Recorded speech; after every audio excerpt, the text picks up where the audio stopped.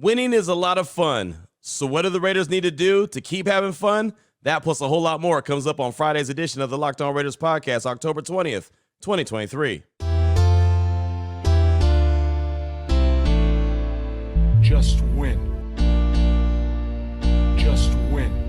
Just win. Just win. The autumn wind is a raider, pillaging just for fun.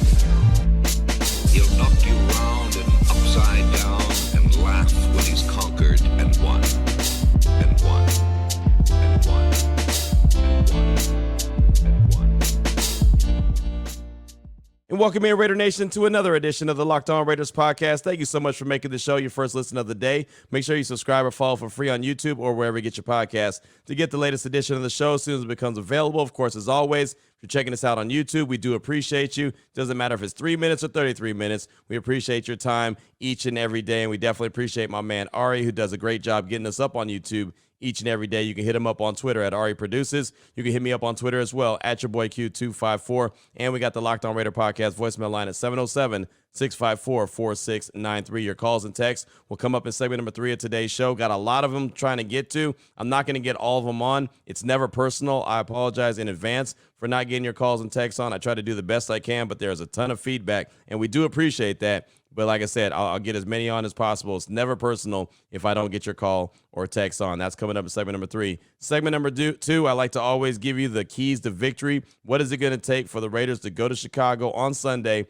and pick up a victory, the third victory in a row, and improve their overall record to 4-3? We'll talk about that in segment number 2 of the show. Here in segment number 1, news and notes of the day. Everything I collected from Thursday, ready to head into this Friday, and of course head into the weekend and the game on Sunday versus Chicago Bears. Before I do any of that, though, I do want you to know today's show is being brought to you by PrizePicks. It's the easiest and most exciting way to play daily fantasy sports. Go to prizepicks.com/LockedOnNFL. Use code all lowercase LockedOnNFL for a first deposit match up to $100. I'll tell you a lot more about them later on the show, but let's go ahead and jump right into it. The biggest news and notes that came out on Thursday was the fact that Jimmy G is out. My guy, Vinny Bonsignor from the Las Vegas Review-Journal on the Morning Tailgate on Raider Nation Radio 920, tweeted out around Thursday afternoon that Jimmy G is officially ruled out. Then you saw guys like Adam Schefter, Ian Rappaport, and everyone else from NFL Network start tweeting it as well. Jimmy G is out. So obviously it's going to be the Brian Hoyer or Aidan O'Connell show. And I don't think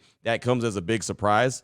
I think anyone who's, been paying attention and saw what was going down on Sunday with the Raiders and the Patriots and Jimmy G leaving at halftime and having to go to the hospital probably had a good idea that he wasn't going to play this Sunday. But with the Raiders officially ruling him out on Thursday, now you know for 100% fact that it's either Brian Hoyer or the rookie Aden O'Connell. So Lincoln Kennedy, who's a guest on my radio show each and every Tuesday and Thursday at 3:30 Pacific time, I asked him straight up about, who he thinks should go right now that he knows Jimmy G is out officially. What does he think should be the 15-year veteran in Brian Hoyer or the rookie Aden O'Connell? Here's Lincoln Kennedy on that. When they got Hoyer, they were under the assumption that they might not have a quarterback who's capable of playing in the system. And then obviously you bring in Aden after you draft him, you get him ready for the season through training camp and spring camps, and he's looked good.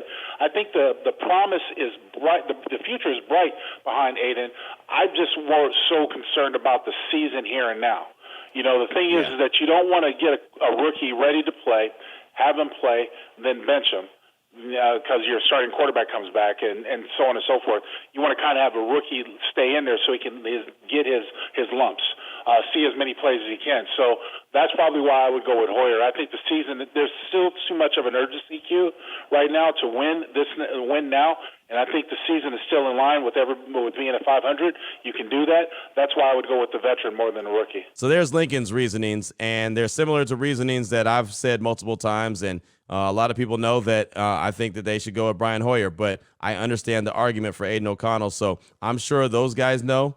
Vinny actually talked to both of them in the locker room on Thursday, and neither one of them led on to who's going to start, but they said that they're both preparing. So, it'll be something that we find out on Sunday. I mean, I'm assuming that we'll find out Sunday morning, but hell, last time Aden O'Connell got to start, we actually found out late Saturday night, early Sunday morning. So maybe we'll find out coming up, either later today or tomorrow, but sooner rather than later, we'll know who it is. We do know it's either Hoyer or Aden O'Connell it's one of those two guys. So there's that. I did want to go over the injury report from Thursday for both the Raiders and the Bears to let you know how everyone's progressing or if they're not progressing. And for the Raiders, Devontae Adams, the shoulder injury was limited on Wednesday, full participant on Thursday. There's no doubt about it. He'll be playing on Sunday. That's a good thing. Cornerback Jacorian Bennett, shoulder and knee injury, limited on Wednesday, limited on Thursday. Max Crosby, knee and thumb, limited both days, Wednesday and Thursday. He's going to go. There's no doubt he's going to go. Quarterback Jimmy Garoppolo with the back issue didn't participate Wednesday, Thursday, already been ruled out.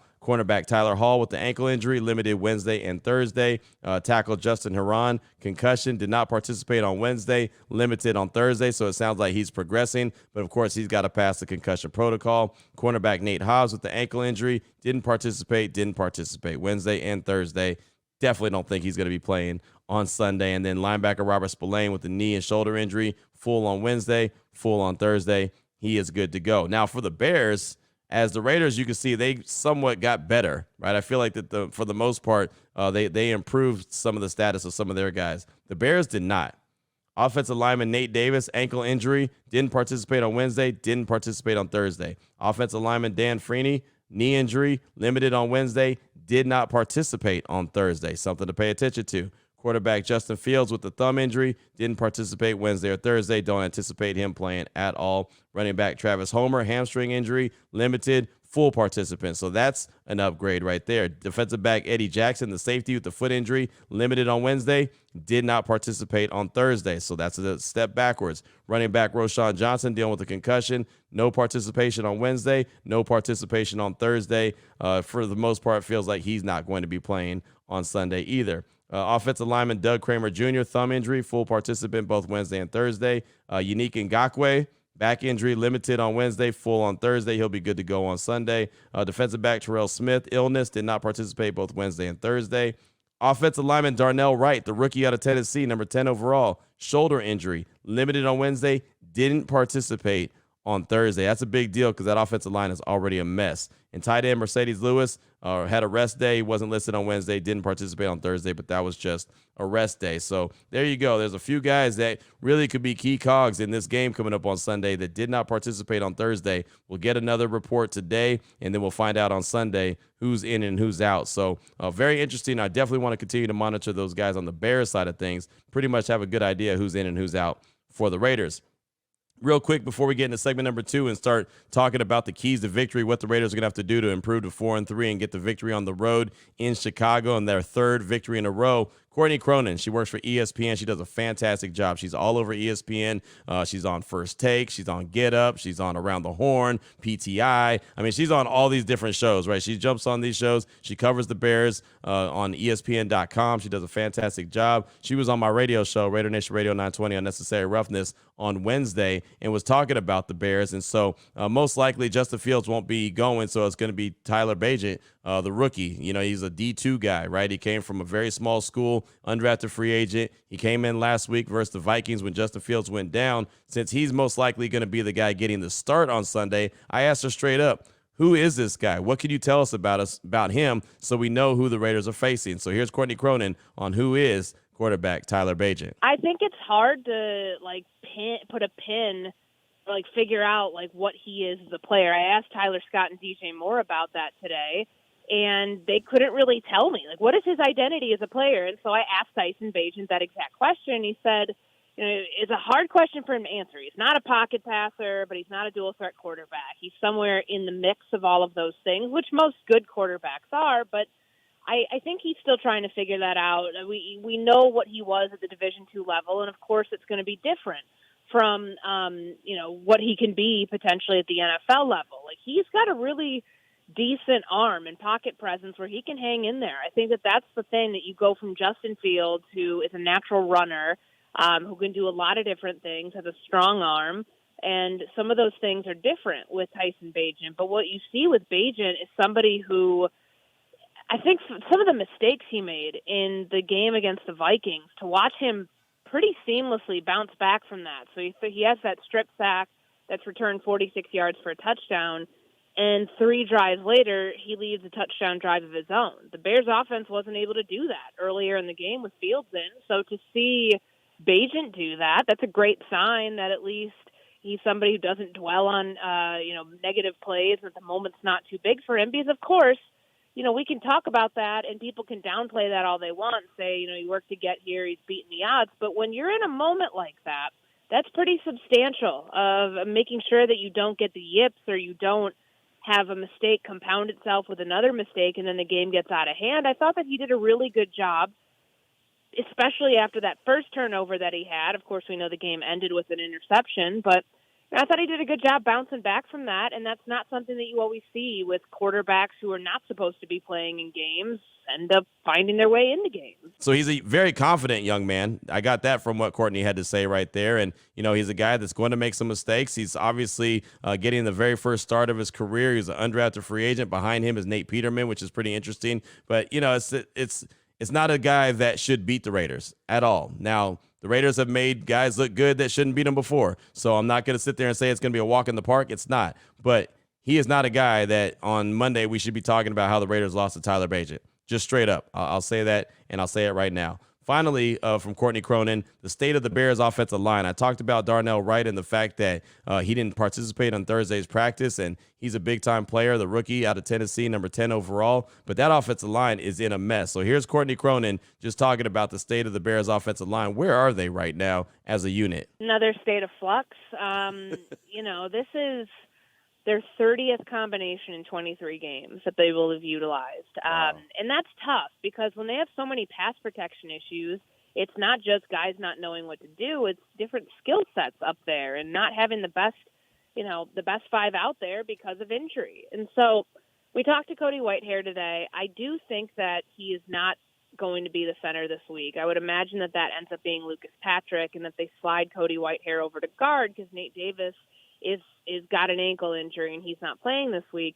There will be an opportunity for him to play, but I don't think it's going to be at center. And watching him get benched and then hearing the explanation for why he got benched and then hearing the Bears try to justify, they felt that this would settle Tyson Bagent down. Well, if Cody Whitehair wasn't a great center to begin with, I don't know why Lucas Patrick wasn't in there. And it's not this is not saying oh my gosh, the guy that they didn't play right away is this, superstar. He's had his struggles too. He's a backup who ends up playing this because there was an injury with Tevin Jenkins earlier in training camp that ended up moving everything. I honestly don't know if they played that the right way when Tevin Jenkins went down and moving Cody Whitehair over to center after Cody Whitehair was dealing with a hand injury. There was just so much shuffling that happened that it really messed up the continuity of this offensive line. And I think that's a pretty big reason why you've seen so many issues up front. So there you go. I mean, that's a lot of different varieties and different,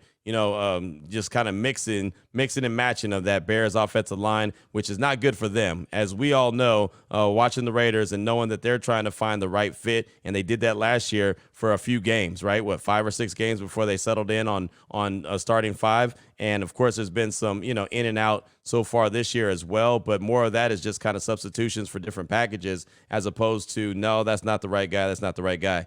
The Bears are all over the place with who they're trotting out there, and they have a lot of offensive linemen currently injured. So who knows who's going to be out there. But in my opinion, it should be a day that the Raiders have a really good attack on the quarterback from the defensive line. Max Crosby's got to be licking his chops, knowing the opportunity that's in front of him. But we'll talk about that in segment number 2. Keys to victory. What will it take for the Raiders to extend their winning streak to 3 and improve their overall record to 4-3 on the season? We'll get into all that after I tell you about a couple sponsors here on the show, including Jase Medical and the Jase case. And the Jase case, what is it? Well, it is something that you just really need. It provides 5 life-saving antibiotics for emergency use.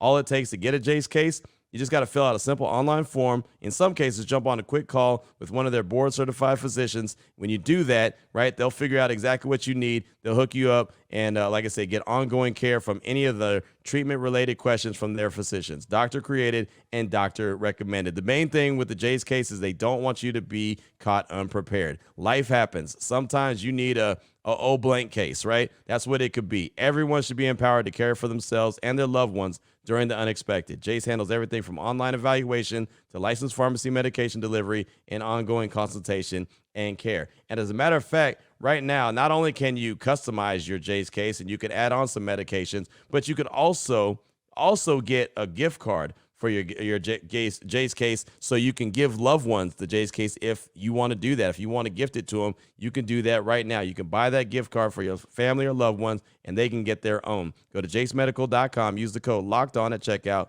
for a $20 discount on your order. That's promo code LOCKEDON at jasemedical.com. I also want to tell you about FanDuel. Right now, you need to snap into action this NFL season with FanDuel. It's America's #1 sportsbook. And, man, already into Week 7. You saw how Week 7 got underway, right? The Jaguars topped the Saints. It wasn't a close game until it was. But the Saints lose another one. The Jaguars improved to 5-2 on the season, and that's how Week 7 got underway. Thursday Night Football. Right now, new customers get $200 in bonus bets guaranteed when you place a $5 bet. That's $200 in bonus bets, win or lose. If you've been thinking about joining FanDuel, there's no better time to get in on the action. The app is so easy to use. There's a wide range of betting options, including spreads, player props, over-unders, and a whole lot more. So you could have bet that Thursday night game multiple different ways. You know, the over, under, player prop bets, interceptions, Derek Carr touchdowns, whatever the case may be, you could have done that. Go to FanDuel.com/lockedon. Get into the NFL season the right way. Again, it's Week 7 already, so you better hurry up and jump on it. FanDuel is the official partner of the NFL. All right, Raider Nation, here we go. Segment number 2 of today's Locked On Raiders podcast. Want to jump into keys to victory. I do this every time there's a show right before the Raiders game. I always break down keys to victory, what you have to do offensively, defensively, overall. What is it going to take for the Raiders to come away with the victory? Right now, they're sitting there at 3-3, and they have an opportunity. The schedule is going to get tougher after this week, but you don't have to worry about the tougher schedule after this week until after this week. So right now, the task at hand is the Chicago Bears. So keys to victory for this game. I do believe the Raiders should win this game. I picked the Raiders to win this game, and honestly, I don't think it should be really close, but it's the Raiders, and we know how that goes, right? Just because it shouldn't be close doesn't mean it won't be close. But I'm going to start with the defense because the defense is the strength of the team, so I might as well tip the cap to them. I believe that they're the strong unit, and they're the ones that are going to really kind of put their will on the Chicago Bears, as they should. First and foremost, stop the run. The Bears want to run the ball, especially the fact that they have a rookie quarterback getting his first start. Of course, they want to have a healthy dose of the run game. They are really good at running the ball. That's how they want to butter their bread. So they're going to try to do that to the best of their ability. The Raiders have to make sure that they don't allow that to happen. They started off the season pretty good against the run, and then all of a sudden they kind of let the floodgates open, even starting Week 2 against the Buffalo Bills, let the Chargers get off in the run game. They've got to tighten that up, man. Tighten up the hatches. They got to be a lot better stopping the run and make the rookie quarterback beat them. Make the rookie quarterback drop back 30 times. If he drops back 25 to 30 times, closer to 30, I'm saying Max Crosby gets home 2 to 3 times. And I know I said Tyree Wilson was going to get a sack last week, and he didn't. But at some point, it's going to come. The more reps you get, the more opportunities you get, the more at-bats you get, the better chance you're going to get a hit. Tyree Wilson's going to get his eventually. He's not going to go the whole season without a sack, I don't believe, barring injury or whatever. But as long as he's playing, he's out there, he's getting reps, he's going to get a sack. I think the defense has a good chance to kind of tee off, especially with the fact that the Bears' offensive line is in shambles, as you heard from Courtney Cronin in segment number 1. So stop the run first and foremost. Pressure up the quarterback. This may be a game where Patrick Graham blitzes just a few more times, just to put some heat under his chin, man. Make him feel it. This ain't D2. No disrespect to any D2 athlete, but it's not D2 college ball. This is the NFL, man, right? Go in there and heat that guy up. Make him feel a little bit uncomfortable. Make him make a bad decision. When he relieved Justin Fields against the Vikings, he did turn the ball over a couple times. So that's a possibility. The Raiders are looking for turnovers. They're hunting now. Right? It's been, a couple games in a row, 3 games in a row now they've come up with turnovers. Keep that thing going. You can never guarantee that you're going to get a turnover in a game. You can't count on them, but you can go hunting for them. You can go looking for them. That's what the good teams do. So if you heat them up, make him uncomfortable in the pocket, make him maybe run around a little bit, let Max get on him, Tyree get to him. The interior, I'm very encouraged by the interior of the Raiders' defensive line. They were able to get home last week against the Patriots. 3 guys from the interior when it comes to Bilal Nichols, Adam Butler, John Jenkins, they all were able to get home.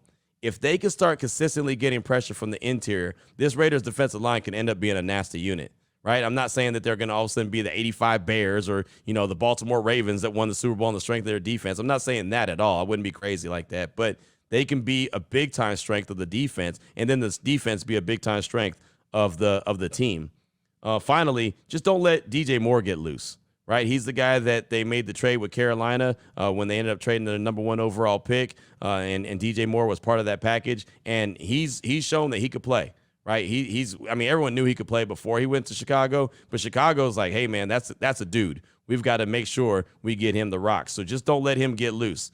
So if that's Marcus Peters on him, if that's Jacorian Bennett on him, if that's Amik Robertson on him, whoever's playing, man, they've got to keep it tight in the secondary, because that guy can get behind you and he'll get loose, and all of a sudden you look up a big play here, a big play there, and it's like 14 points on the board, 16 points on the board, and you're looking up saying, what happened?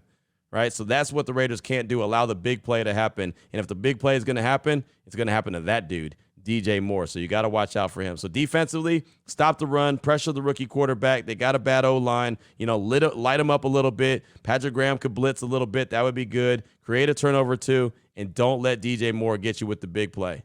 Just don't let that happen. Offensively, I think you got to feed Devontae Adams, right? Feed him early. Get him involved. Get him juiced up. Get him fired up. Get him dancing a little bit, right? Get that guy fully involved. Don't have him on the sideline with a Gatorade towel over his head, hanging his head.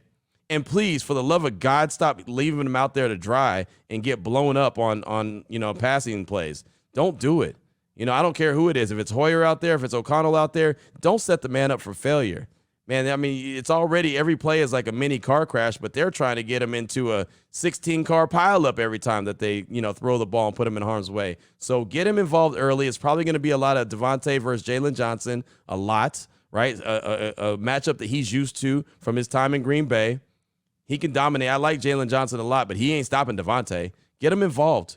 Get him involved early. We've had people call in and say, man, Q, pass the ball, pass the ball, pass the ball. Okay, let's do it.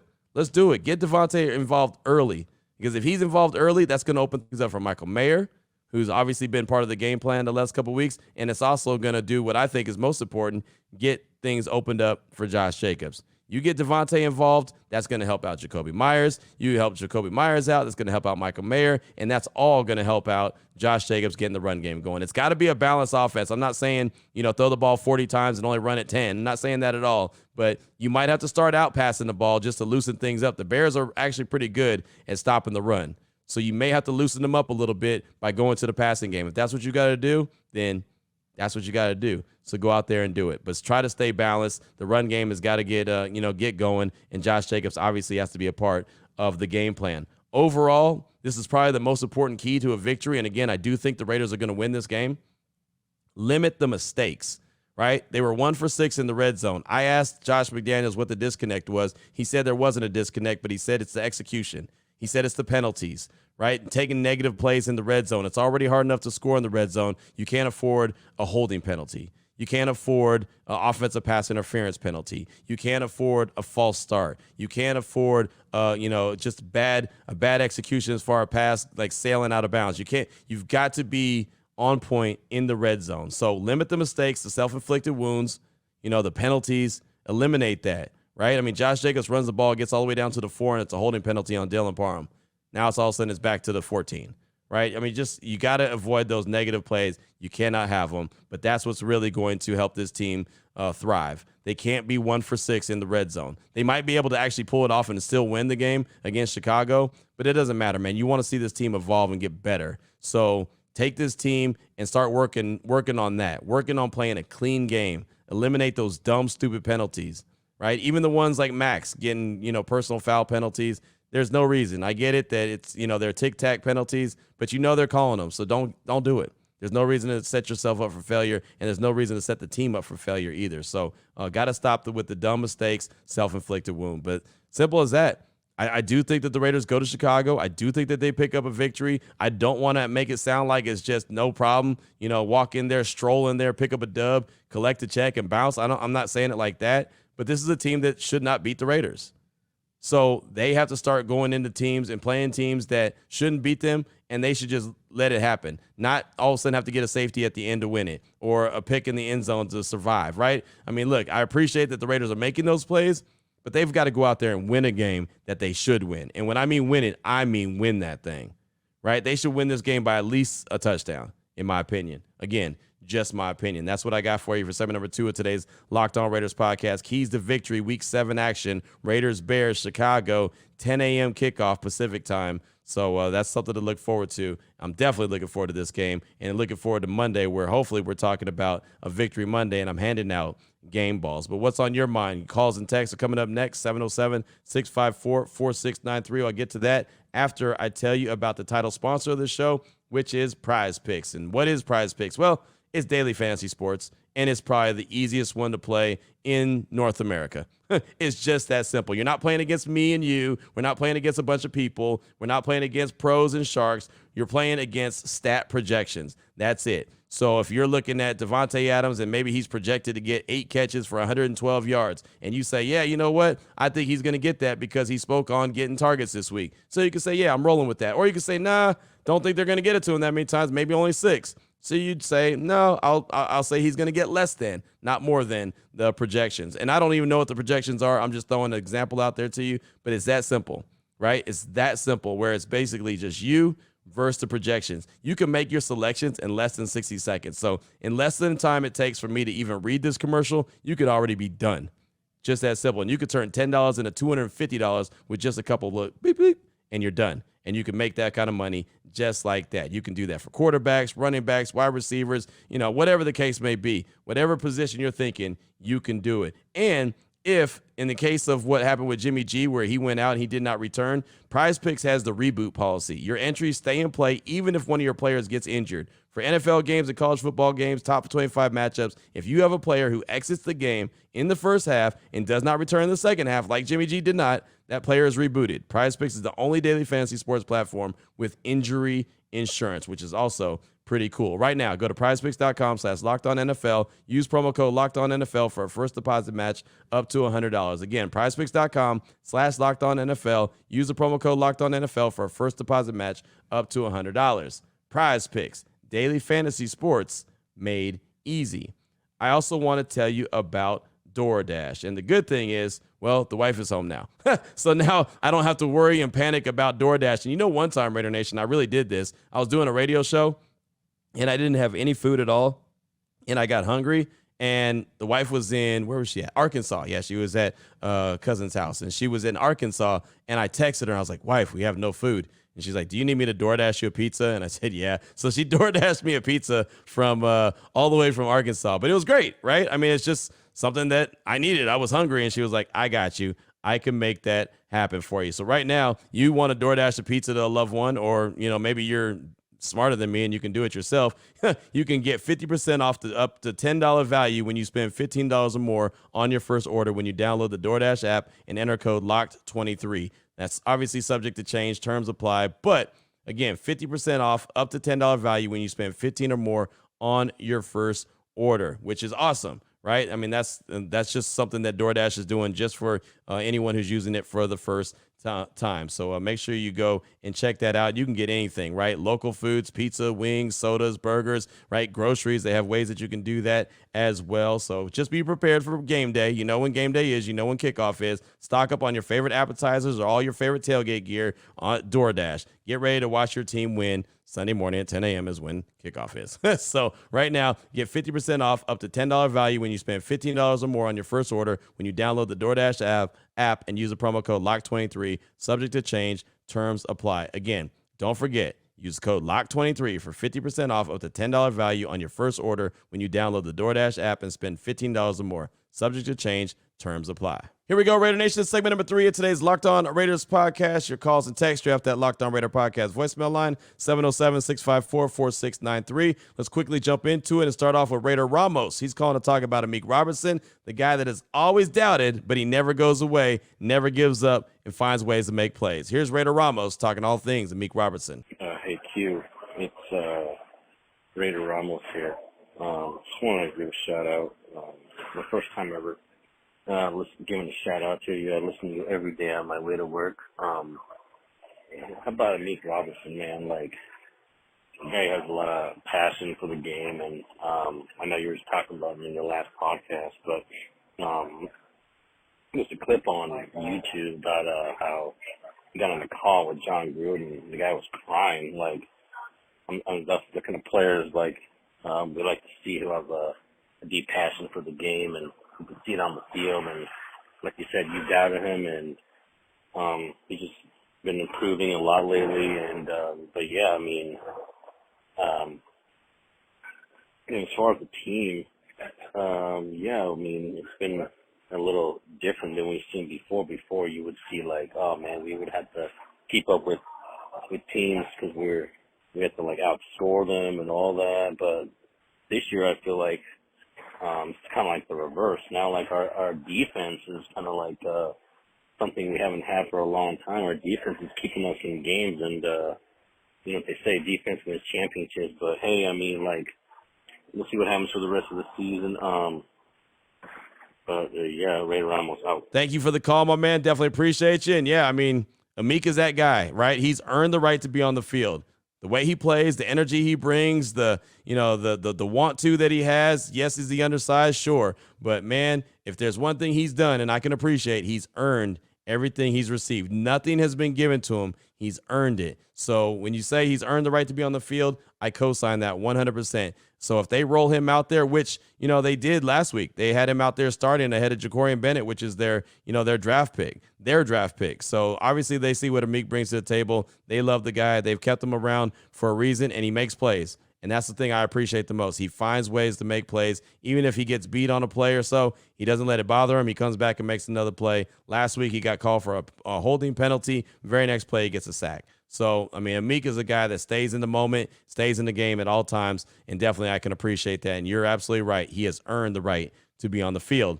Up next, got a text from Tori out to 605. He says, hey, Q, it's Tori at the 605. I just want to talk about our offense. I feel like it's a machine. Everything needs to work or nothing will work. What I mean by that is if one piece doesn't work, none of it will. You need a good O-line. The O-line can't protect the quarterback or open holes if they're going to go in against a stacked box. You need a good running game, but you have to have holes for the running game to work. You have to have a passing game, but you can't have it if the O-line can't protect. The one thing I think we need the most is the deep ball, and I was so happy when Brian Hoyer threw one against the Patriots. It opened up another opportunity for the Raiders because it was something else that had to be defended against. That's Tori at the 605, and thanks so much for that text. I appreciate you, and it's funny when you said it's like a machine, you know, it's like it all works or it doesn't work. All I could think of immediately was Christmas lights. You know, when that one bulb is out and the whole strand doesn't work? Now, I don't put up lights on the house. I'm not that guy, but I know what that's all about. Right? I mean, remember back in the day when people used to walk by people's houses and like pull one bulb out and then all of a sudden everything would go out? Oh, you didn't do that? Come on, you did that. I thought everybody did that. I mean, I didn't do it. I heard that people did that. Anyway, that's what I thought of when you said that, and you're right. You know, the Raiders offense, again, it's not one of those where it can only be the pass game or only the run game. You know, I mean, it has to be, you're right, a one machine with all the parts working. If all the parts aren't working, it's not going to work, right? It's just not built like that. And that's why I've said before when people say, well, just throw the ball around the yard. If the run game doesn't work, well, then abandon it. Just throw the ball. You can't. This offense isn't built like that. They don't have the players. They don't have the playmakers to do that. You know, stretching the field, like you mentioned, Hoyer to Tucker, that was a big deal. Whoever starts on Sunday has to do that a couple times just to keep the defense honest. Right? I mean, Lincoln Kennedy tells me all the time that he's talked to defensive coordinators around the league, and they're not worried about the Raiders stretching the field. He said they don't do it, so they're not worried about it. So that's why that play worked so well, Hoyer to Tucker, because, well, no one thought that the Raiders were going to throw it because they don't throw it. So maybe now that it's on film, they put it on wax, like my man Emmett Golden would say. Now maybe they'll have to respect it a little bit, but even that's only one shot, so they'll probably have to do it more times before the opposing defenses say, yeah, that's what that team is possible. That's what they can actually do. So thanks so much for that text. I do appreciate you. Up next, got a call from Logan out of PA. He's calling to talk about the Aidan O'Connell versus Brian Hoyer conversation as far as who's best suited up for Sunday now that Jimmy G is out. Hey, Q, this is Logan from PA. I wanted to give my take on the Aidan O'Connell versus Brian Hoyer thing, and I think I'm pretty aligned with you. My take is, like, not for Chicago, but for Detroit. So, like, I think we need to know, is Jimmy Garoppolo going to be out more than 1 week? So if Jimmy Garoppolo is just going to miss a week and he'll be back for Detroit, I would play Brian Hoyer because I think we just need a game manager. They're also going to be playing their backup. I mean, theoretically, they only have one win with Justin Fields, so if we just don't mess it up, we should be able to beat Detroit, right? I would assume it's going to be a heavy Josh Jacobs game. So if we just need somebody to just game manage for one game, I would play Brian Hoyer. If we think that there's a possibility that Jimmy could miss more than one game, I would play Aidan O'Connell because if I need to choose who I'd rather start against Detroit. That game could be a shootout. I feel like O'Connell has better odds of at least keeping us competitive or trying to win a game in a game that's a high shootout or a high total game over Brian Hoyer. So that would be my take. If we're going to need somebody for Detroit, then Aidan O'Connell should play this week so he can get some more game reps because he looked super uncomfortable with game speed in that Chargers game. So, let me know your thoughts on that, of what you think. But, yeah, I think that we should know some more information on Jimmy here probably by Wednesday, I would think, right? So keep it up, Q. Talk to you later, brother. Logan, thanks for the call. I appreciate you. And, look, for me, I think Hoyer's the best guy for the job right now. He's a veteran. He did some good things on Sunday. He didn't lose the game. Right now, if he had gone out there and stunk it up, then I would say, yeah, hell, just give it to Aidan O'Connell and call it a day. Let him play the rest of the season as long as, Jimmy G's not available. But they have a chance to win and improve to 4-3. I just think it makes a lot more sense. And Lincoln talked about it in segment number 1 where, it doesn't work. It doesn't help a rookie that much if he starts and then stops and then starts again. Right. So, if you're going to start him and let him play multiple times. That's what I said week 3 when they started him against the Chargers. That's why I was against it. That's the only reason I was against it. Some people didn't understand it, but I'm not the only one who believes that. So I believe it again this week, and we'll see what happens. If they start Aidan O'Connell, I'm not going to get mad, right? I'm just going to hope that the team wins, and I hope he's going to do the best he can. And if Jimmy G's out another week, I hope they start Aidan O'Connell again, right? He needs reps. If he's going to do anything, he's going to need to have multiple games, not just one, and then stop. But thank you so much for that call. I do appreciate you. Got a text from Chris in Northern Nevada. Says, Q, it's Chris from Northern Nevada. It was a pleasure to meet you Sunday prior to the game. Wanted to give you a few keys to victory. 1, continue to play sound defense. 2, feed 17 early and often. Start with a few quick hitters, and hopefully that unleashes the beast. 3, got to score touchdowns on at least half our red zone trips, no matter who's under center. Keep up the great work. The podcast is my first listen every morning, and try to catch the other 2 shows you do when I can. That's Chris in Northern Nevada. Thanks so much for the text. I appreciate you. And those are very similar to the keys that I was talking about in segment number 2. So clearly I'm with you. I'm with you 100%. You got to go to Devontae early, get him involved, right? Quick hitters are fine as long as he's touching the ball and he's doing some things. With Devontae with the ball in his hands, good things happen, right? And scoring touchdowns in the red zone as opposed to kicking field goals is a must. So, yeah, I'm with you. And the defense has been the strength of the team. I'm okay if it continues to be the strength of the team. I really am. I have no problem with that. And I'm actually pretty excited that that's who they are. So thank you so much for that. Finally, we will wrap up with Sucker Free Raider. He's calling to talk about the decision on Hoyer or O'Connell when it comes down to who starts on Sunday and what he thinks. Here he is, Sucker Free Raider. Hey, Q, Sucker Free Raider. Just my thoughts on me wanting Aidan O'Connell to start this weekend.